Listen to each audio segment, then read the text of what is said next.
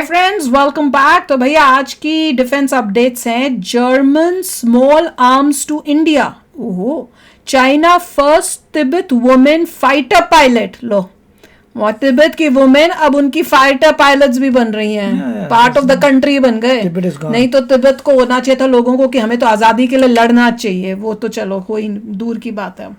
S500 ready. तो चलो video शुरू करते हैं। वीडियो शुरू करने से पहले अगर आप चैनल पर नए हो और आपने अभी तक सब्सक्राइब नहीं किया तो जल्दी से पहले सब्सक्राइब के बटन और बेल आइकन को क्लिक कर लो ताकि आपको हमारे सारे न्यू वीडियोस के नोटिफिकेशन मिल जाए जैसे हम अपलोड करें। अगर आपको वीडियो पसंद आता है प्लीज लाइक एंड शेयर। चलिए शुरू करते हैं। जय हिंद डिफेंस लवर्स। आज की टॉप हेडलाइंस कुछ इस प्रकार है। जर्मनी ने भारत के लिए स्मॉल आर्म्स की सेल्स को दी मंजूरी।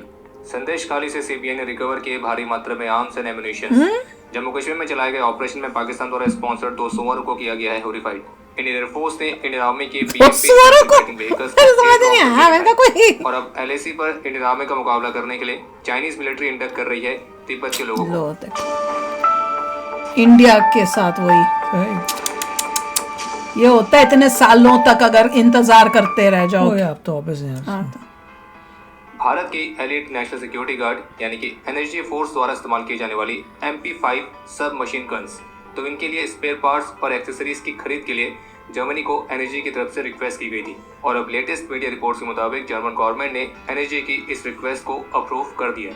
वैसे आपको बता दें कि लगभग 15 वर्ष पहले जर्मनी ने किसी और देश के लिए स्मॉल आर्म्स के साथ उनके स्पेयर पार्ट्स की सेल पर प्रतिबंध लगा दिया था और थर्ड कंट्रीज में भारत भी आता था। लेकिन MP5 सब मशीन गन्स के स्पेयर्स और एक्सेसरीज के रिक्वेस्ट को अप्रूव करना इस बात को दर्शाता है कि जर्मन गवर्नमेंट ने भारत के लिए आसान किया हम पर। तो ये तो बोल रहा हूं, ये हाल होता है अगर अपने वेपन्स ना बनाए तो। हिंदुस्तान टाइम्स की रिपोर्ट में दूसरे लोग उसमें हीरो बनते हैं पार्ट्स के लिए भी। कि स्मॉल आर्म्स की सेल्स के मामले में जर्मनी ने भारत के लिए एक बहुत बड़े एक्सेप्शन को अपनाया है और इससे ये पता चलता है कि जर्मनी भारत के साथ अपनी साझेदारी को कितना महत्व देता है। बाकी 15 वर्ष पहले थर्ड कंट्रीज के लिए स्मॉल आर्म्स की सेल्स को रिस्ट्रिक्ट करने से पहले थर्ड वर्ल्ड कंट्रीज के जर्मन फर्म हैगलर एंड को से MP5 गन्स को खरीदा था।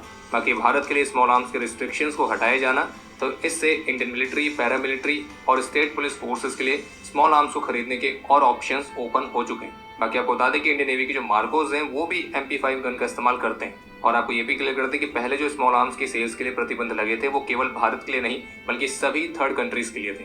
बाकी अभी आने वाले महीनों में जो भारत तरंग शक्ति मल्टीनेशनल एक्सरसाइज को आयोजित करेगा, तो बता दें कि इस एक्सरसाइज से पार्टिसिपेट करने के लिए जर्मनी के फाइटर एयरक्राफ्ट और ट्रांसपोर्ट एयरक्राफ्ट भी भारत पहुंचेंगे।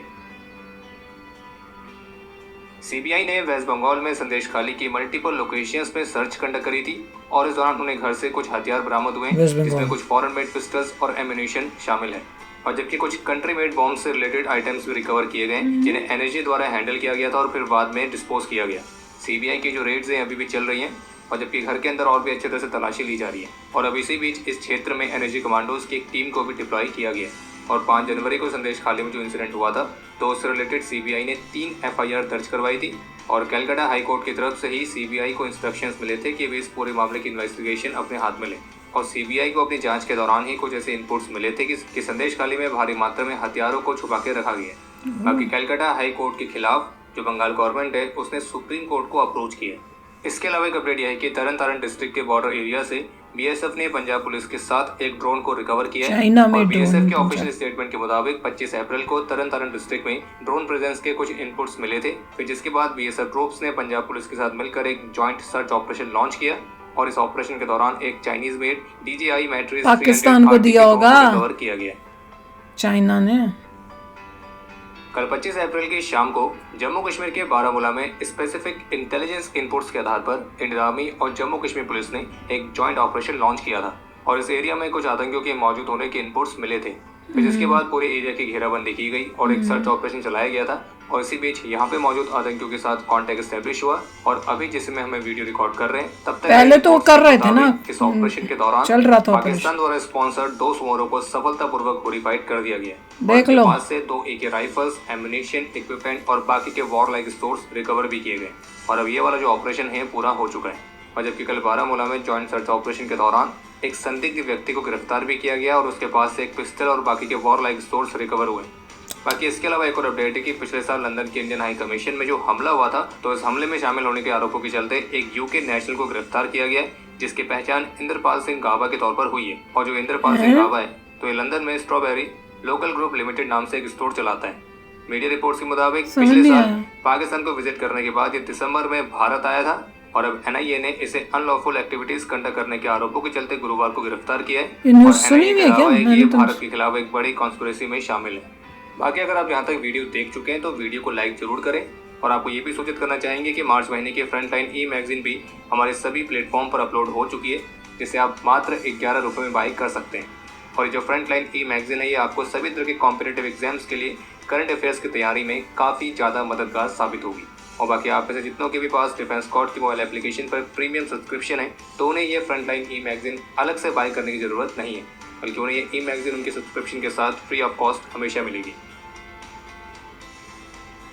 अभी हाल ही में इंडियन एयरफोर्स, इंडियन आर्मी और ADRDE ने संयुक्त रूप से मिलकर C-17 एयरक्राफ्ट से आर्मी की BMP इन्फेंट्री फाइटिंग व्हीकल्स की स्ट्रेटेजिक एरियल डिलीवरी को डेमोस्ट्रेट किया था।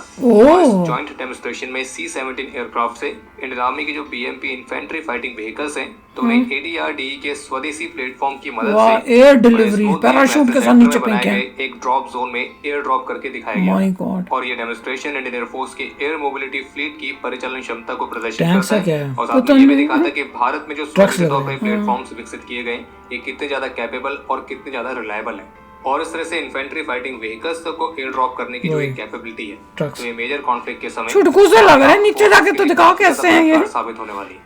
बाकी वो अगर प्रॉपर गुरुवार को अमेरिका ने कई सारी कंपनीज, इंडिविजुअल्स और वेसल्स पर प्रतिबंध लगाए हैं, जिनमें से 3 तो भारत से भी हैं। और यूएस का कहना है कि ये सारी कंपनीज, इंडिविजुअल्स और वेसल्स यूक्रेन के खिलाफ इस्तेमाल करने के लिए रशिया के लिए ईरान के UAVs की सेल में सेंट्रल रोल प्ले कर रहे हैं।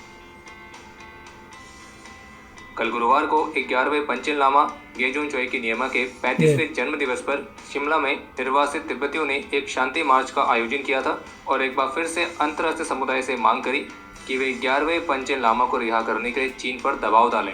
आपको बता दें कि तिब्बत ये के जो क्या है? 11वें पंचेन लामा है तो उन्हें 1995 में जब वे केवल 6 वर्ष के थे तब चीनियों द्वारा उनका अपहरण कर लिया गया था और तब से अभी तक किसी को नहीं पता है कि वे कहाँ हैं। और उसे तिब्बतन कम्युनिटी द्वारा लगातार चाइनीज गवर्नमेंट से 11वें पंचेन लामा को रिहा करने के लिए मांग की जाती रहती है। और कल उनके 35वें जन्म दिवस पर निर्वासित तिब्बतियों द्वारा भारत सरकार से इस मामले पर हस्तक्षेप करने और उनकी रिहाई के लिए चीन पर दबाव बनाने की मांग भी की गई है। और युवा तिब्बती बौद्ध विश्व की वो तरफ कहाँ से रिहा कहा गया करेंगे? कि बौद्ध धर्म में 11वें पंचेन लामा हमारे लिए महत्वपूर्ण है। हम उन्हें चीन की जेल से रिहा कराने की उम्मीद के साथ उनका 35वां जन्म दिवस मना रहे हैं। हम उनका ठिकाना जानना चाहते हैं। तिब्बत के अंदर कोई भी आज़ादी नहीं है और हम तिब्बत की आज़ादी चाहते हैं। बाकी अगर आप तिब्बत में चीन द्वारा किए जाने वाले अत्याचार के बारे में और भी अच्छी तरह से जानना चाहते हैं कि चीन किस तरह से वहाँ पे ह्यूमन राइट्स का वॉल्यूशन कर रहा है, कैसे तिब्बत के कल्चर को बर्बाद कर रहा है, तो इस टॉपिक पर हमने तिब्बतन अपराइजिंग डे वाली वीडियो में बात करी है जो कि हमारे डिफेंस XP नेटवर्क चैनल पर उपलब्ध है। आप उस वहाँ के लोगों को फाइट करनी चाहिए फॉर इंडिपेंडेंस। उतना ज़्यादा शेयर कीजिए ताकि केवल भारत में ही नहीं बल्कि अंतर्राष्ट्रीय स्तर पर भी चीन का असली चेहरा सबके सामने रहे कि वो तिब्बत को कैसे बर्बाद कर रहा है। और उस वीडियो का लिंक आपको इस वीडियो के डिस्क्रिप्शन में मिल जाएगा। और अब कुछ ऐसी भी रिपोर्ट्स देखने को मिली हैं कि 2020 वाले स्टैंड ऑफ से एक्सपीरियंस लेते हुए चाइनीज मिलिट्री को ये बात तो समझ में आ गई है कि हिमालय रीजन में जो चाइना की मिलिट्री है वो इंडियन मिलिट्री का मुकाबला नहीं कर सकती। तभी तिब्बत के जो चाइना है वो तिब्बत के लोगों को ही भारत के खिलाफ इस्तेमाल करने के लिए अलग अलग तरीके से काम कर रहा है। और जिसके चलते चीन ने तिब्बत में कंपलसरी करवाया है कि तिब्बत में रहने वाली हर एक फैमिली का कम से कम एक मेंबर चाइना के मिलिट्री में भेजा जाएगा। और अभी इसी कदम के तहत अभी हाल ही में चाइना की पीपल्स लिबरेशन आर्मी एयरफोर्स में एक तिब्बतन वुमेन भी पहले तिब्बतन फीमेल फाइटर पायलट के तौर पर शामिल हुई। बाकी इसके अलावा एक और अपडेट है कि रशियन नहीं पता भैया तुम्हारे तिब्बत को कब्जा किया हुआ है। नेक्स्ट जनरेशन के S-500 air defence missile systems के पहले सैंपल्स रिसीव होने शुरू हो जाएंगे।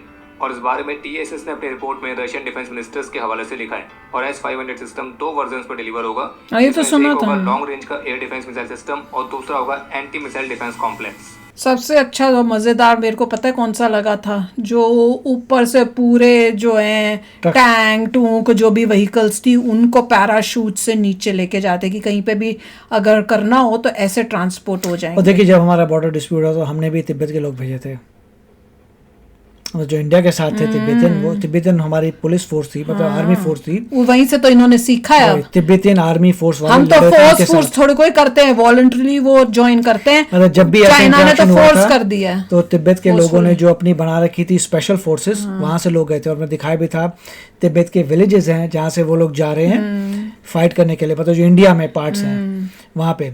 और उसके बाद जो है अब उन्होंने भी वही चाल चली है कि उनके पास वो तो कह रहे हैं हर फैमिली में से एक ने जानना ही सारा तिब्बत उनके पास है। हमारे पास तो वो लोग थे जो इधर आ गए थे उस समय Exactly. तो वो लोग गए थे जो इधर आ गए थे, मगर मेजोरिटी उनके पास है, तो उन्होंने बोला है कि इनके टक्कर के लिए हम अपने लेके आते हैं, तो बुरा हाल वाली बात बुरा है। हाल हो गया। वो जो वहां से जा रहे हैं, उनकी आर्मी में ज्वाइन हो रहे हैं, उनको यही नहीं, अपनी हिस्ट्री और नहीं उनकी पता, फोर्सेस ज्यादा होगी ऑफ कोर्स, उनको अपनी हिस्ट्री नहीं पता, उन्हें लगता है हम चाइना का पार्टी हैं। ये होता है अगर सालों सालों तक आपका जो लैंड है वो दुश्मन के पास चले जाए, तो वो कैसे लोगों का दिमाग खराब करते हैं। वो कहते रहे उनका पूरा कल्चर ही तहस नहस कर दिया, खत्म कर दिया। बड़ा शॉकिंग था यार, बड़ा शॉकिंग था ये देखकर। चलो यार, आप भी शेयर करना अपने थॉट्स। चलते हैं, मिलेंगे नेक्स्ट वीडियो में बहुत ही जल्द। Till then take care and bye bye. तो अगर आप मेरे इस चैनल पे नए हो तो जल्दी से सब्सक्राइब के बटन को हिट करो और बेल आइकन को क्लिक करो, ताकि आपको मेरा जब नया वीडियो मैं लगाऊं आपको उसके बारे में जल्दी से पता चल जाए।